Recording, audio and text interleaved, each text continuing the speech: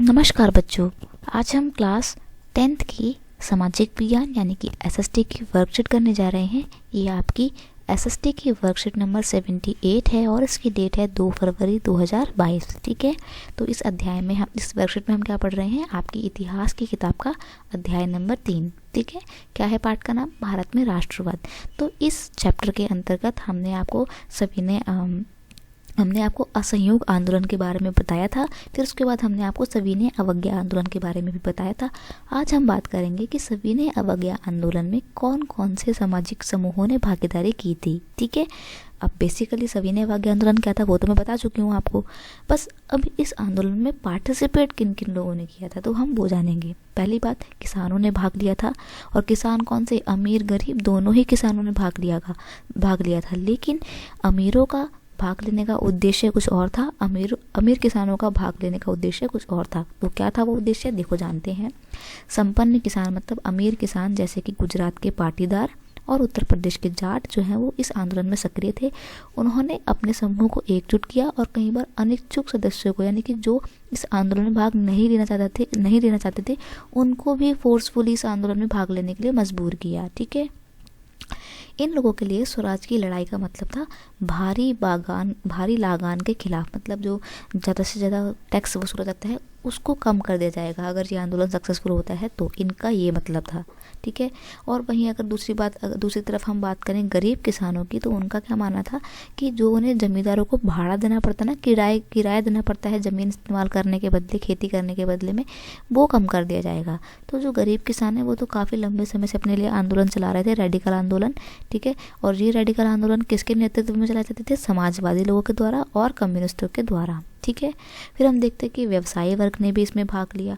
तो व्यवसायी वर्ग ने इसमें क्यों भाग लिया, तो सबसे बड़ी बात है कि व्यवसायी लोगों ने इस आंदोलन को आर्थिक सहायता प्रदान की, पहली बात। ठीक है, और उन्होंने इस आंदोलन का इसलिए समर्थन किया क्योंकि वो खुद ही परेशान थे कि लोग बाहर की वस्तुओं को खरीदते हैं, हमारे द्वारा बनाई हुई वस्तु को कोई खरीदता नहीं है। तो वो चाहते थे कि अगर ये आंदोलन सक्सेसफुल होता है तो बाहर से सामान आना बंद हो जाएगा, तो इसीलिए उन्होंने इस आंदोलन में भाग लिया। फिर उनके लिए स्वराज का मतलब क्या था कि एक ऐसे युग की स्थापना करना जहाँ पर कारोबार जो है वो औपनिवेशिक प्रतिबंधों से बिल्कुल मुक्त होगा। क्योंकि अभी क्या था, अंग्रेजी सरकार अपने चलाती थी, अपने नियम कानून चलाती थी, तो वो भारतीय कारोबारियों को ना अपना काम करने नहीं देती थी, उनके उद्योग धंधों को फलने फूलने नहीं देती थी। तो इन व्यवसायी वर्गों को लगता था कि अगर हम इस आंदोलन में भाग लेंगे तो हमारे को स्वतंत्र रूप से अपना व्यापार करने को मिलेगा। ठीक है, अगर हम बात करें औद्योगिक लोगों की, औद्योगिक श्रमिक की, तो श्रमिकों ने इस आंदोलन में ज़्यादा तो हिस्सा नहीं लिया, लेकिन बहुत सी जगहों में जहाँ पे उन्होंने हिस्सा लिया तो बहुत बढ़ चढ़कर हिस्सा लिया। और उन्होंने हिस्सा क्यों लिया, क्योंकि वो विदेशी वस्तुओं के बहिष्कार से जो है परेशान थे। मतलब वो नहीं चाहते थे कि ये जो आंदोलन मतलब वो जो है विदेशी वस्तुओं का बहिष्कार करना चाहते थे। इसके लिए उन्होंने गांधीवादी विचारों को जो है अपनाया, और वो इस आंदोलन में इसलिए भाग गए क्योंकि उनका काम करने का जो उनका वेतन था वो बहुत कम था, प्लस उनको काम करने की जो स्थिति थी वो बहुत ख़राब थी। इन सब चीज़ों से लड़ने के लिए उन्होंने इस आंदोलन में भाग लिया, और इस आंदोलन में भाग लेने के लिए उन्होंने 1930 में रेलवे कामगारों को 1932 में गोदी कामगारों की हड़ताल हुई। ठीक है, इन्होंने जो हड़ताल कर दी। और कई बार तो ये लोग क्या करते थे, गांधी टोपी जो होती थी ना, जो आम आदमी पार्टी आजकल अपने प्रचार के टाइम पे पहनती है ना, जिसमें लिखा होता है आम आदमी पार्टी और झाड़ू का सिंबल बना होता है, हाफ कान से ऊपर तक की टोपी होती है ना, तो वो आपकी गांधीयन टोपी होती है। गांधी टोपी पहनकर जो ये लोग रैलियाँ निकाला करते थे, मजदूर लोग। ठीक है, फिर हम आगे देखते हैं कि महिलाओं ने भी इस आंदोलन में बढ़ चढ़कर हिस्सा लिया। जब गांधी जी दांडी मार्च पर गए हुए थे तो जहाँ पर भी फिर रुक के अपने भाषण दिया करते थे ना, तो महिलाएं बड़ी संख्या में आती थी उनको सुनने के लिए। ठीक है, फिर उन्होंने जो है इन बड़े बड़े जुलूस में, मतलब जो रैलियाँ निकलती थी इनमें भाग लिया, नमक बनाया गांधी जी के साथ। ठीक है, फिर उन्होंने विदेशी कपड़ों को और जो शराब की दुकानें थी इनकी पिकेटिंग मतलब इनको हड़ताल लगा दिया, इनका मतलब चक्का जाम कर दिया, गेट नहीं खुलने दिया। ठीक है, महिलाएं इतनी सशक्त हो गई थी कि कई बार तो वो जेल भी गई। गांधी जी के कहने पर, गांधी जी के आह्वान पर औरतों को लगा कि राष्ट्र की सेवा करना ही उनका सबसे प्रमुख दायित्व है। ठीक है, लेकिन देखो यहाँ पर एक बात और भी देखने को मिलती है कि भले ही महिलाओं ने इन आंदोलनों में बहुत बढ़ चढ़कर हिस्सा लिया, लेकिन उनकी स्थिति में कोई बदलाव नहीं आया। सामाजिक रूप से तो वो लोग बहुत ज़्यादा, सार्वजनिक रूप से वो लोग बहुत ज़्यादा जो है अब इस आंदोलन में भाग लेने लगी थी, है ना, और क्या कहते हैं, समाज में उनका महत्वपूर्ण योगदान हो रहा था। लेकिन फिर भी गांधी जी का यही मानना था कि महिलाओं का काम है, मुख्य काम है उनका चूल्हा चौका संभालना, अच्छी माँ व पत्नी का दायित्व निभाना। ठीक है, उनको अनुसार महिलाओं को जो है उनकी भूमिका घर तक ही अच्छी होती है। और इसीलिए हम देखते हैं कि कांग्रेस में लंबे समय तक किसी भी महत्वपूर्ण पद पर महिलाओं को जो है कोई स्थिति, कोई भी पोस्ट नहीं मिली थी। कांग्रेस जो है वो महिलाओं को सिर्फ एक प्रतीक के तौर पे इस्तेमाल करती थी कि हाँ भाई महिलाएं भी आंदोलन में भाग ली थी, लेकिन वास्तविक तौर पे उनकी सच में बिल्कुल भी दिलचस्पी नहीं थी कि वो महिलाओं के स्थिति में कोई सुधार लाएं। ठीक है, तो बस आपकी वर्कशीट इतनी थी। आई होप आपको ये वीडियो अच्छी लगी होगी, मतलब चीज़ें समझ में आई होंगी। अब आपके 2 क्वेश्चन भी हैं, तो वो क्वेश्चन के आंसर क्या है वो मैंने आपके डायरेक्ट यहाँ पे अपलोड किए हैं। तो आप क्वेश्चन नंबर 1 में हम देखते हैं कि सविनय अवज्ञा आंदोलन में विभिन्न समूहों की भागीदारी कैसी रही। तो अलग अलग लोगों ने भाग लिया।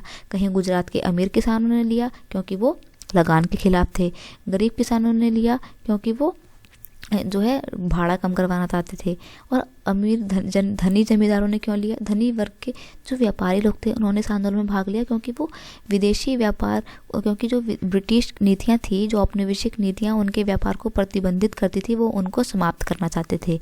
ठीक है, अगर ये तो 3 पॉइंट ही हैं, तो अगर तुम 4th पॉइंट लिखना चाहो तो तुम मजदूरों के बारे में भी लिख सकते हो कि मजदूरों ने भी इस आंदोलन में बढ़ चढ़कर हिस्सा लिया, परंतु उनके अनुसार इस आंदोलन में भाग लेने का उनका मुख्य उद्देश्य अपने कम वेतन का विरोध करना था और कार्यस्थल पर बेकार परिस्थितियों से का विरोध करना था। ठीक है, इसलिए उन्होंने इस आंदोलन में भाग लिया। क्वेश्चन नंबर 2 में हम क्या देखते हैं कि महिलाओं ने इस आंदोलन में, सविनय अवज्ञा आंदोलन में किस तरीके से भाग लिया और उनकी बढ़ी चढ़ी जो सार्वजनिक भूमिका थी, क्या इससे उनकी जो सामाजिक स्थिति थी कोई परिवर्तन उसमें आया, ये क्वेश्चन है आपका। ठीक है, तो देखते हैं कि महिलाओं ने जो है बहुत बड़े पैमाने पर भागीदारी दी थी, घरों से निकल कर आई थी, है ना, लंबी लंबी यात्राएं निकालती, गांधी जी को सुनने आया करती थी। ठीक है, फिर इन्होंने जो है क्या लिया, इन्होंने विरोध मार्च में, मतलब जो उनकी सभाएं होती थी, रैलियां निकलती थी, उनमें भाग लिया।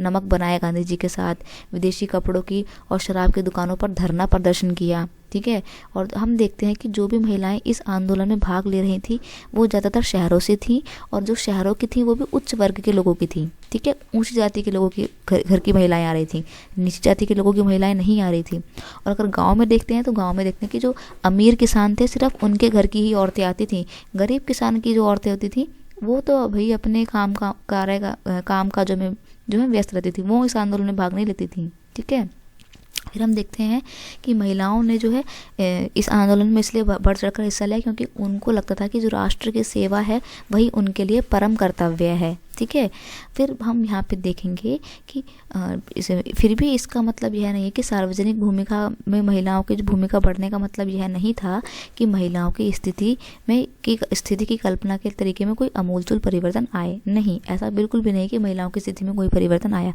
महिलाओं की स्थिति पहले भी खराब थी तब, और सार्वजनिक तौर पर पार्टिसिपेट करने के बावजूद भी खराब ही थी। ठीक है, इवन कांग्रेस तक ने महिलाओं को सिर्फ एक प्रतीक के तौर पर ही इस्तेमाल किया था, कभी उनको वास्तविक तौर पे विकसित करने का प्रयास कभी कांग्रेस ने भी नहीं किया। ठीक है, तो बस आपकी जो आज की वर्कशीट है वो सिर्फ इतनी थी। आई होप आपको ये वीडियो अच्छा लगा होगा।